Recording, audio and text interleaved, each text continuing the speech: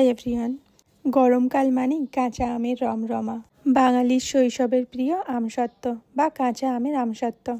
আজ আপনাদের দেখাবো কিভাবে বাড়িতে বানাবেন মজাদার আমসত্ত্ব। আমি এখানে 1 কেজির একটু বেশি আম নিয়েছি। আমগুলোর খোসা ছাড়িয়ে নেব ভালো করে। তারপর একটা বোলে আমগুলোকে ভালো করে ধুয়ে নেব। আমের মধ্যে আঠা থাকে, তাই আমগুলোকে ভালো করে ধুয়ে নেব। এবার আমগুলোকে আমি কেটে নিচ্ছি। মাঝে যে আঁটিটা থাকে সেটা আমরা ফেলে নেব। তারপর আমগুলোকে ছোট ছোট টুকরো করে কেটে নেব। আপনারা আপনাদের সুবিধা মতো টুকরো করে কেটে নিতে পারেন। আমি এখানে একটু ছোট ছোট টুকরো করে কেটে নিচ্ছি, কারণ এখানে একটু ছোট ছোট টুকরো করে কেটে নিলে আমাদের সিদ্ধ করতে সুবিধা হবে। দেখতে পাচ্ছ তো আমি কিভাবে ছোট ছোট টুকরো করে কেটে নিয়েছি আমগুলোকে। চলো তারপর ওভেনে প্যান বসিয়ে তাতে জল দিয়ে আমগুলোকে তাতে দিয়ে দেব। আমগুলোকে দেওয়ার পরে একটু লবণ দিয়ে আমগুলোকে ঢাকা দিয়ে দেবো সেদ্ধ হতে কিছুক্ষণের জন্য। প্রায় 12 থেকে 15 মিনিট জাল করার পরে আমগুলোর টুকরো খুব সুন্দরভাবে সিদ্ধ হয়ে গেছে।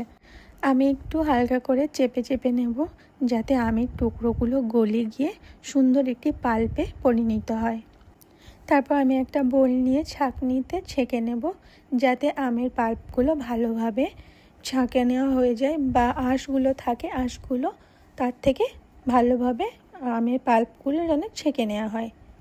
দেখতে পাচ্ছ আঁশগুলো কত ভালোভাবে ছেঁকে নিয়েছি, কত সুন্দর স্মুথ আমের পাল্প পেয়েছি। স্মুথ সুন্দর আমের পাল্পটাকে আমি একটু ওভেন বসিয়ে ওভেনের উপরে কড়া দিয়ে তাতে আমি নিয়ে নিচ্ছি। আমের পাল্পটাকে ভালো করে একটু নাড়াচাড়া দিয়ে গরম করে নেব। গরম হয়ে গেলে আমরা এতে 1 কাপ পরিমাণ চিনি অ্যাড করে নেব। আমি এখানে 1 কেজি আম নিয়েছি, তাই আমি এখানে 1 কাপ পরিমাণ চিনি দিয়ে দিচ্ছি। তারপর এতে দিয়ে নেব স্বাদ মতো লবণ, গোলমরিচের গুঁড়ো আর একটু চিলি ফ্লেক্স দিয়ে ভালোভাবে এটাকে মিক্স করে নেব। এভাবে নেড়ে চেড়ে সবগুলি উপকরণ ভালো করে মিশিয়ে নেব। এভাবে নেড়ে চেড়ে আরও কয়েক মিনিট জাল করতে থাকবো। জাল করতে করতে মিশ্রণের মধ্যে যে এক্সট্রা পানিটা আছে ওটা টেনে যাবে।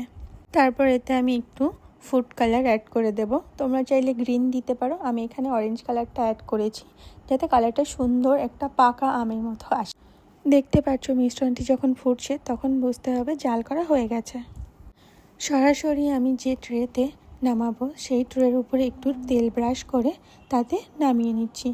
ভালো করে তাতে সেট করে নেব, যাতে আমসত্ত্ব তোলার সময় কোনো অসুবিধা না হয়। থ্যাংক ইউ সুস্মিতা রেসিপি দি ভাই, এত সুন্দর একটা কমেন্ট করে আমার পাশে থাকার জন্য এবং আমাকে সাপোর্ট করার জন্য। তারপর আমরা সেমভাবে আরেকটি প্লেট নিয়ে তাতে তেল ব্রাশ করে কিছুটা পাল্প দিয়ে ভালো করে স্প্রেড করে নেব, যাতে দুদিকে সমান ব্যালেন্স হয় এবং ভালোভাবে আমসত্ত্বটা হয়। রোদে দিয়ে 2 দিনের জন্য রোদ খাইয়ে নেব।